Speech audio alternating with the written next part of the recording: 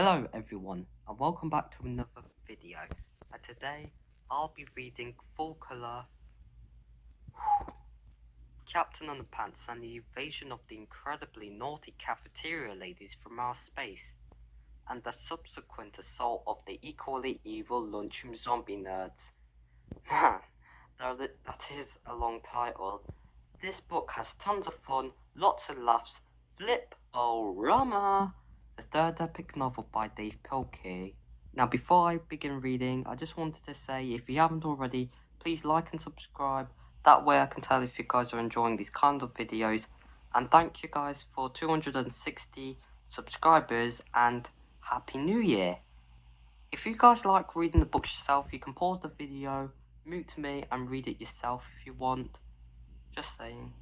Well, let's begin. I like the details that Dave does to his drawings. They're pretty cool.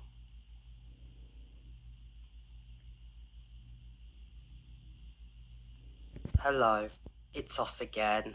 Before you read this book, there's some things you should know. So Harold and I have created this informative pamphlet to fill you in on the details. Please don't let this comic fall into the wrong hands. George Beard and Harold Hutchins presents a Deny Everything production. Captain Wedgie Wars Underpants. Episode 1, The Phantom Principal. A long time ago in an elementary school far, far away, there were two cool kids named George and Harold. We roll, me too. They had a evil principal named Mr. Krupp, who was strong in the ways of the Force. Blah, blah. He forced them to study. Blah, blah, blah. He forced them to clean, blah, blah, blah, and he forced them to behave, ha, ha, ha. So George and Harold hypnotized him. You are now Captain Underpants. Okay, ha, ha, ha, ha. I also forgot, okay, over there. It started out as a joke, but it wasn't funny for long, ha, ha, ha, ha. Tra-la-la, hey, come back. Mr. Krupp thought he really was the world's greatest superhero. He got into all kinds of trouble. George and Harold had to save him and get the entire planet ice. Now the only way they can turn Captain Underpants back into Mr. Krupp is to pour water over his head. But the worst part is that George and Harold have to keep an eye on Mr. Krupp, blah blah blah.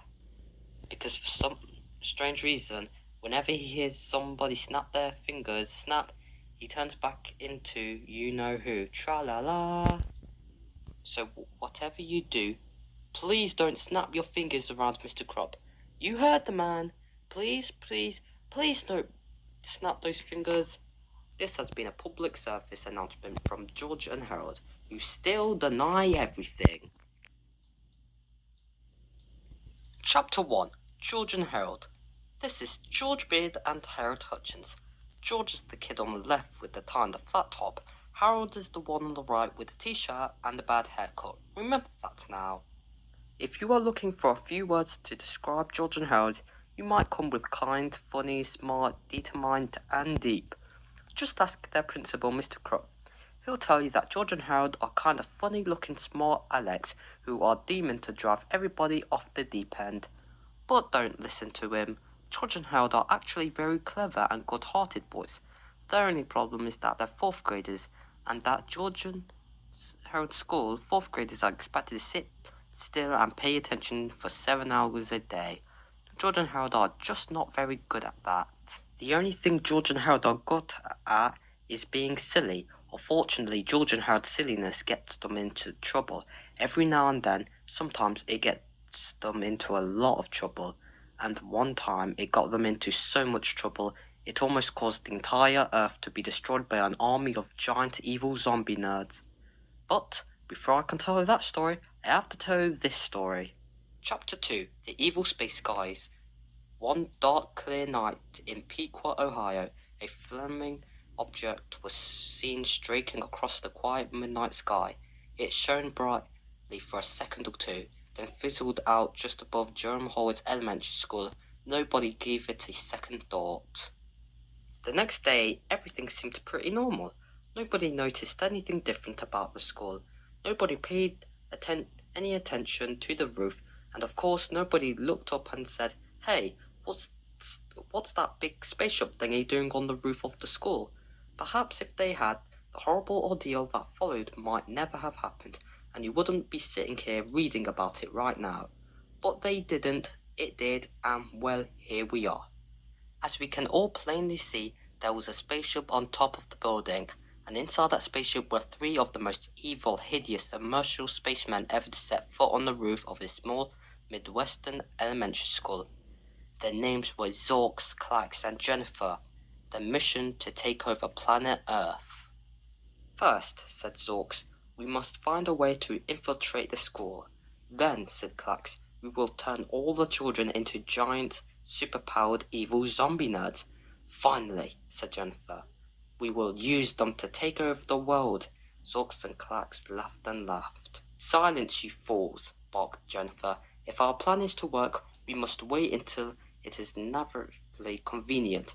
In the meantime, we will watch their every move on our tronoloscope. Chapter 3. Fun with Science. Early that same morning, George and Harold were sitting in their 10:15 a.m. science class making silly noises. Meow. George moved softly without moving his lips. Growled Harold without opening his mouth. There it is again! Exclaimed their science teacher, mystified. I distinctly heard a cat and a dog in here. We didn't hear anything, the children said, trying not to laugh. I must be hearing things again, mystified, worried. Maybe you should leave and go see a doctor, said George, with concern. I can't, said mystified.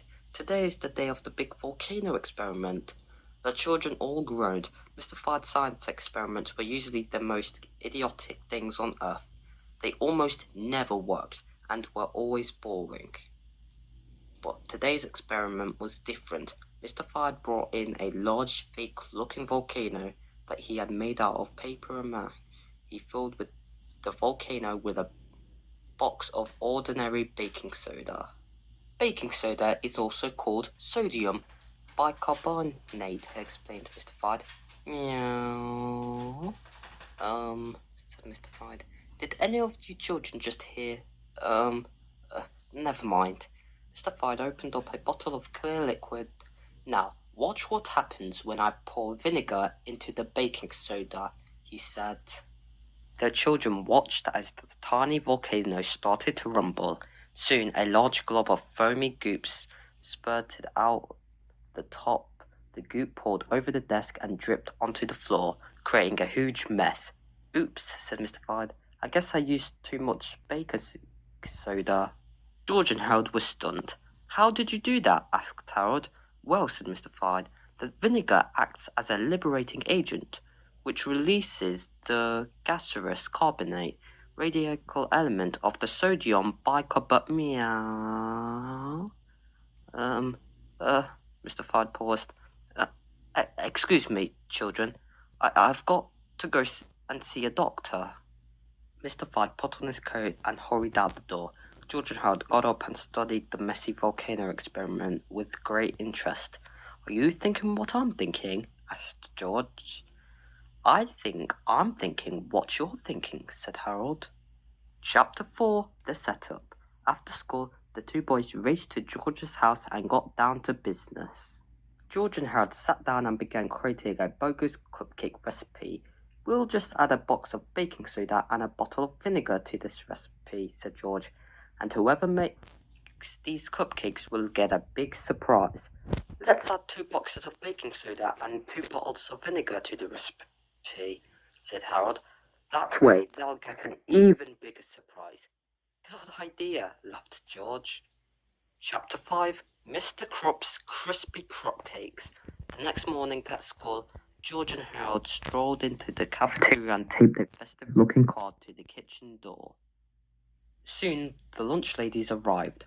Oh, look, said Miss Creant, the head lunch lady. Today's Mr. Crop's birthday, and he'd like us to make a batch of cupcakes just for him. Isn't that cute? I've got an idea, said the cook, Mr. Point. Why don't we surprise him and make cupcakes for the whole school? Good thinking, said Miss Creant. Let's see now. This recipe serves 10, and we have about 1,000 students and physically in the school, so we'll need 100 eggs, 150 cups of flour, 200 boxes of baking soda, 7 quarts of green food colouring, 50 sticks of butter, 150 cups of sugar, and let's see. Oh yes, 200 bottles of vinegar. The lunch ladies scurried about gathering everything they needed. They dumped the eggs, food colouring, milk, and baking soda into a large vat and began to mix thoroughly. Then somebody poured in the vinegar. Chapter 6. What happened next? Note, please shake this book back and forth uncontrollably when you read the following word. Also, shout it out as loud as you can. Don't worry, you won't get in trouble. You'll probably get in trouble. Kabloosh! Chapter 6.5. Here comes the goop. A giant wave of green goop crashed through the cafeteria doors and splashed down the halls, swallowing everything in its path. Book bags, bulletin boards, lunch boxes, coat racks, trophy cases, nothing could stand in the way of the gigantic green glob of goo. It travelled down the north, east, and west wings of the school, covering everything from the drinking fountains to the text on this page. It squished into lockers and squashed down the stairs. It followed. It wasn't long before the green goo began spilling it into all the classrooms. Uh-oh, said George. Something tell me the lunch ladies made more than just one batch of Mr. Crup's crispy crop cakes. But that was their idea, not ours, cried Harold. Speaking of ideas, said George, I've got a good one. What? asked Harold. Run! cried George. Chapter 7. The Wrath of the Cafeteria Ladies. The next afternoon, as cleaning crews sorted through the sticky green hallways and sticky green classrooms, the cafeteria ladies had a meeting with Mr. Mr. Krupp in his sticky green office. But it wasn't even my birthday, cried Mr. Krupp. We know you had nothing to do with this, said Miss Creant.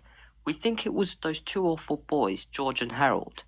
Well, duh, said Mr. Krupp, rolling his eyes. Of course it was George and Harold. But do you have any proof? Proof? Said the lunch ladies. Why, George and Harold are always playing tricks on us. Every day they change the letters around on our lunch sign. Then they put pepper in the napkin dispensers and unscrew the caps on the salt shakers. They start food fights. They go sledding on our lunch trays. They make everybody laugh so the milk squirts out their noses. And they're constantly creating these awful comic books about us. Chapter 8. Captain Underpants and the Night of the Living Lunch Ladies by George Beard and Harold Hutchins. Captain Underpants and the Night of the Living Lunch Ladies, story by George Beard, pictures by Harold Hutchins. Late one Friday afternoon, the lunch ladies were cleaning up the cafeteria. There's lots of half-eaten food in this trash barrel. We'll pour it in and we'll serve it again next week. Waste not, want not. But while they were working, the janitor accidentally locked the school for the weekend.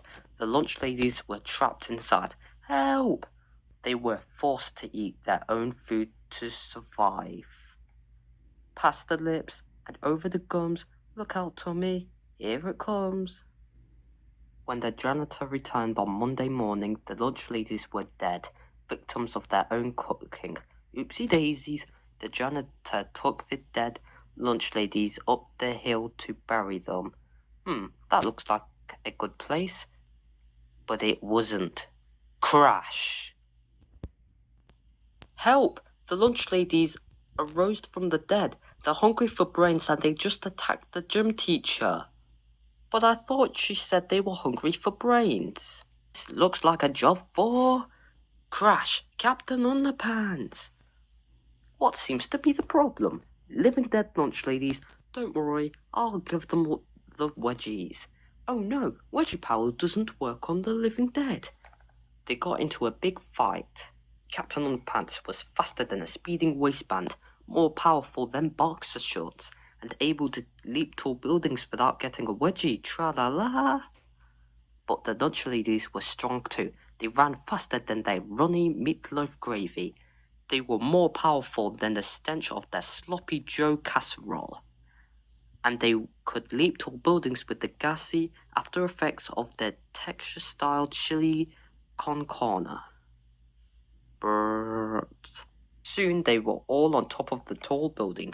"We've got you now, waistband warrior." "Not so fast."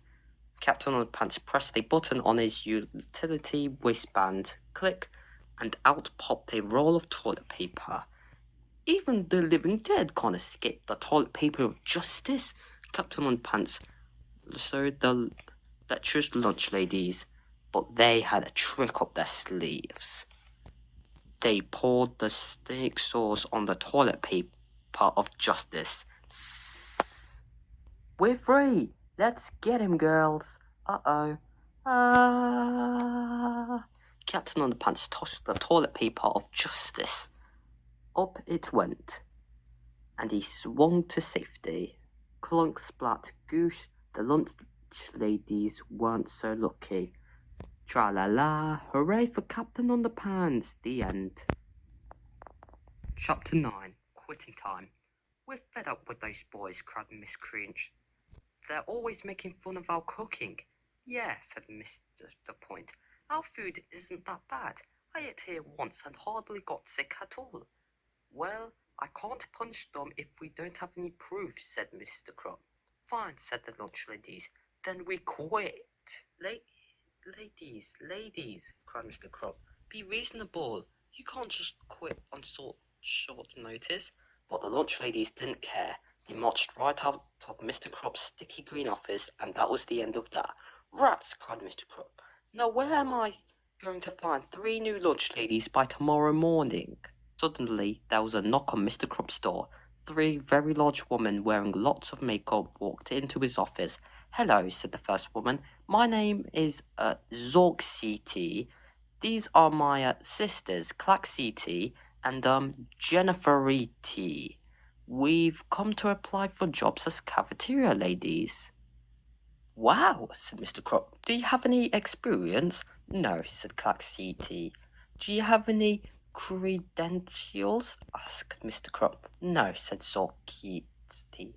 "Do you have any references?" asked Mr. Crop. "No," said Jennifer E.T. "You're hired," said Mr. Crop. "Wonderful," said Jennifer E.T. "Now, our plan to take over the world is, our plan to feed the children healthy, nutritional meals is underway." The 3 new lunch ladies laughed horribly. Then they left Mr. Crop's office and got started preparing the next day's lunch menu. "Well, that was easy," said Mr. Crop. "Now to take care of George and Harold." Chapter 10, Busted. George and Harold were in study hall when they heard the dreaded announcement over the intercom. "George Beard and Harold Hutchins, please report to Mr. Crop's office immediately." "Oh no," cried Harold. "We're busted." "No way," said George. "Remember, what happened yesterday was not our fault. We didn't do it. It was an accident." But Mr. Crop was not as understanding. "I can't prove it, but I know you boys are responsible for yesterday's disaster," Mr. Crop said. "I'm going to punish you by taking away your cafeteria privileges for the rest of the year. No more cafeteria food for you two." "No more cafeteria food?" whispered Harold. "I thought he said he was going to punish us." "Yeah," George smiled. "Maybe if we're really bad, he'll take our homework privileges too." "I heard that," screamed Mr. Crop. "From now on, you boys are going to have to pack your own lunches and eat in my office so I can keep an eye on you." "Rats," said Harold. "But we didn't do it," George protested. "We didn't do it." "Too bad, Bob," said Mr. Crop. "Boys," said George, "this is probably the first time we've gotten into trouble for something we didn't do. Unless you count all those times we didn't do our homework," said Harold. "Oh, yeah," laughed George. Chapter 11, Brown Bagging It. The next day, George and Harold each brought their own sandwiches to Mr. Crop's office for lunch. "I'll trade you half of my peanut butter and gummy worm sandwich," said George, "for half of your tuna salad with chocolate chips and miniature marshmallow sandwich." "Sure," said Harold. "You want some barbecue sauce on that? You kids are disgusting, Mr. Crump shouted. Soon George and Harold were munching on potato chips with whipped cream and chocolate sprinkles. Mr. Crump was turning green. What's for dessert? Asked Harold. Hard-boiled eggs dipped in hot fudge and Skittles, said George. Oh, screamed Mr. Crump. I can't stand it any more. He got up and stumbled out the door for some fresh air. You know, said George, now that Mr. Crump is gone, we could run to the cafeteria and change the letters around on the lunch sign. Cool, said Harold. So George and Harold sneaked to the cafeteria, but when they read the lunch sign, they were a bit confused. What's going on here? Said George. It looks like somebody already changed the sign, said Harold. Forget the sign, said George. Look at everybody. They've changed. It was true. All the kids and teachers in school were entering the cafeteria looking as normal as ever, but they were leaving the cafeteria looking quite different. Look, cried George. They're all wearing broken eyeglasses held together with masking tape, and they've all got vinyl pocket protectors. They're all turning into nerds, Harold gasped. And look at their skin, said George. They've all grey and clammy. That could only mean one thing. They're zombie nerds, asked Harold. I'm afraid so, said George. Let's just hope they're friendly, said Harold. Who ever heard of a friendly zombie nerd? Asked George. I'm afraid, Harold whined. There's no time to be afraid, said George. We've got to get to the bottom of this. That's what I'm afraid of, said Harold. Chapter 12. The bottom of this. George and Harold crawled into the cafeteria and sneaked through the kitchen doors. There they hid behind a table while the incredibly naughty cafeteria ladies from outer space discussed their plans to take over the world. Look at those puny earthlings, laughed Zorks. They've all drinking evil zombie nerd milkshakes and transforming before our very eyes. It won't be long now, said Klax. Tomorrow we'll feed. I meant feed. Tomorrow we'll feed them super evil rapid growth juice.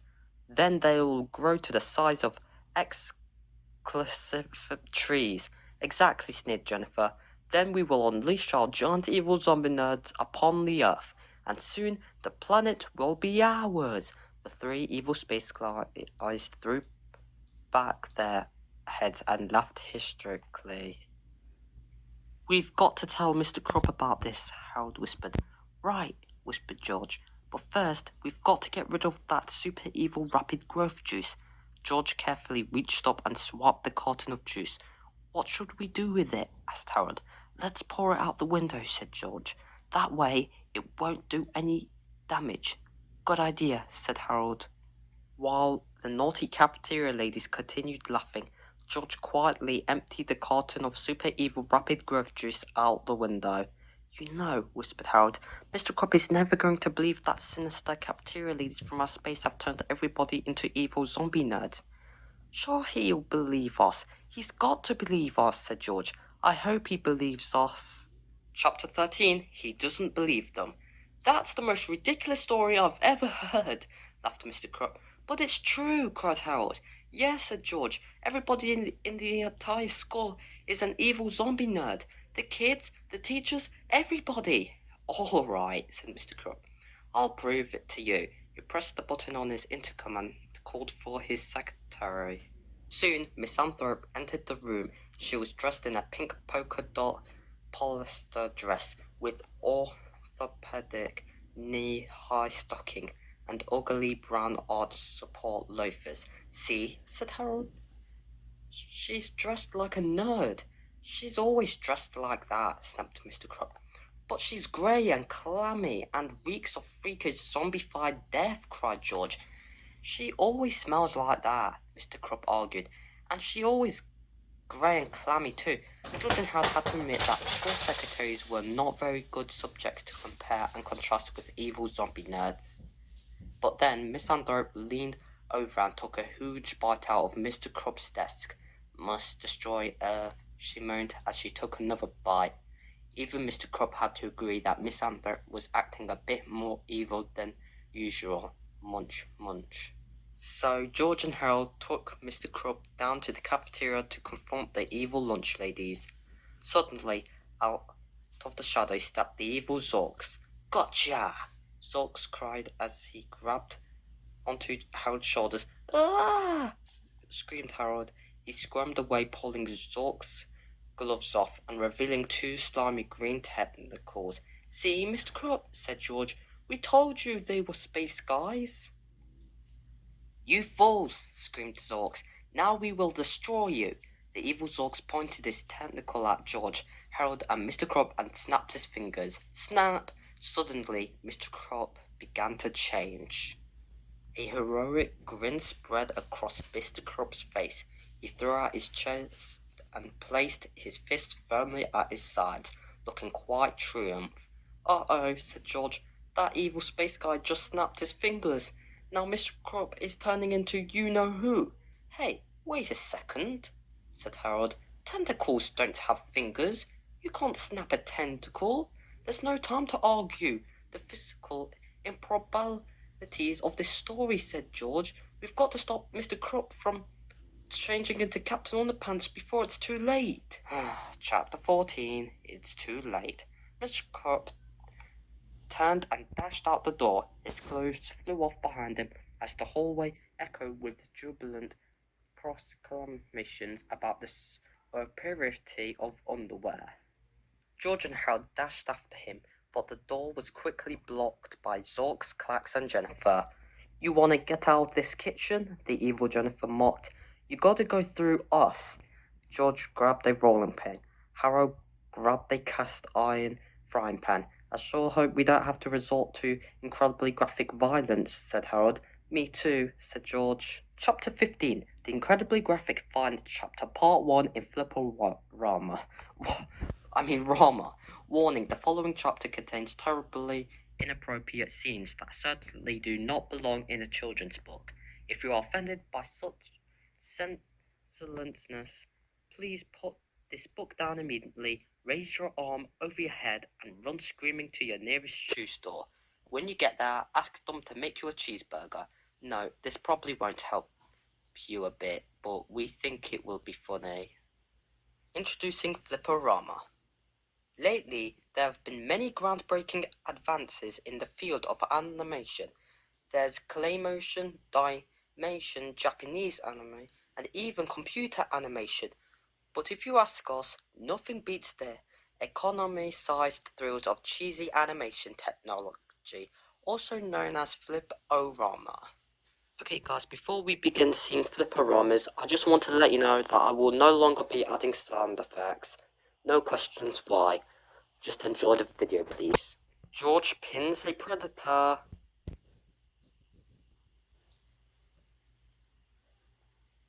Harold bonks a bad guy.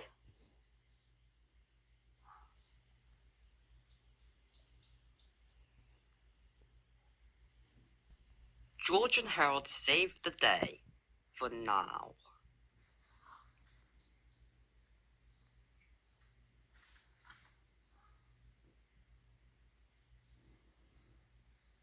Chapter 16. The Assault of the Equally Evil Lunchroom Zombie Nerds. George and Harold had barely caught their breath when Captain Underpants finally showed up. Tra-la-la, he said. I'm here to fight for truth, justice, and all that is pre-shrunk and cottony. Where were you back in Chapter 15 when we needed you? Asked George. I was at the shoe store ordering a cheeseburger, said Captain Underpants. While our three heroes were talking, nobody noticed that Zorks, Clax, and Jennifer had slithered away. The wounded space guys approached the lunchroom loudspeakers and called for their evil zombie nerds.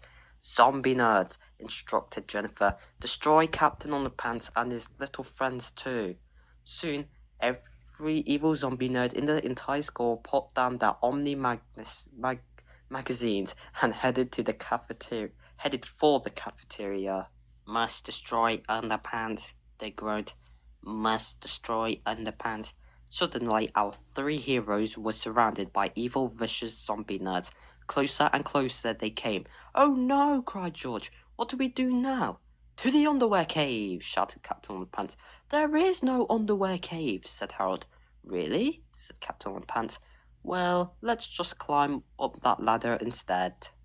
George and Harold and Captain Underpants scurried up the ladder, and soon they were all on the roof. Well, we're safe now, said Harold. Yep, said George. That's for sure, said Captain Underpants. Chapter 17. Oh, yeah?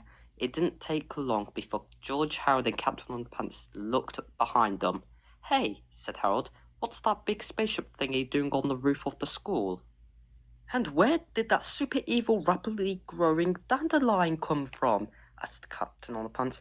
George and Harold gasped. They looked at each other with the sudden panicked realization that only children who have accidentally created a giant, mutated garden nuisance would know. Stammered George. We have no idea how that happened. Yes, said Harold. Absolutely no idea at all. At that moment, the door to the roof swung open. Zorks poked his evil head out and shouted, We've got you now! With no place else to run, our three heroes quickly scurried up the ladder of the big spaceship thingy and closed the door behind them. Inside the spaceship, George and Harold and Captain Underpants discovered a refrigerator filled with strange juices. Look, said George, here's a carton of anti-evil zombie nerd juice. How convenient. And look at this, said Harold, a carton of ultra-nasty self-destruct juice. Now this could come in handy. And look what I found, said Captain Underpants. A whole carton of extra-strength superpower juice. Hey, give me that, said George, snapping the carton out of Captain Underpants' hand. Chapter 18. Space Captives. Suddenly, the door of the spaceship swung open, and the three evil space guys slithered inside. Step away from the refrigerator, screamed Jennifer, and get into that jail cell. George and Harold hid their juice cartons behind their backs, and our three heroes stepped quickly into the jail cell. Zork started up the engines, and the spaceship lifted off. It rose a few hundred feet in the air and hovered over the school. You three puny earthlings are very fortunate, said Jennifer. You will get to witness the destruction of your planet from the safety of your jail cell. Afterward, you will have the honor of being our obedient space captives. Oh man, said George and Harold. Quickly, Clax, said Jennifer. Get me a carton of super evil rapid growth juice from the refrigerator. We can pour it into our space gun and shower it upon our evil zombie nerds. Chapter 19. The Big Switcheroo. Clax returned with a carton of super evil rapid growth juice and placed it on the control panel. Soon, said Jennifer, Earth will be ours. The three aliens threw back their heads and laughed and laughed. Suddenly, George got an idea. He whispered to Harold for a second or two, then quietly reached through the bars of the jail cell and swiped Clax's carton of super evil rapid growth juice.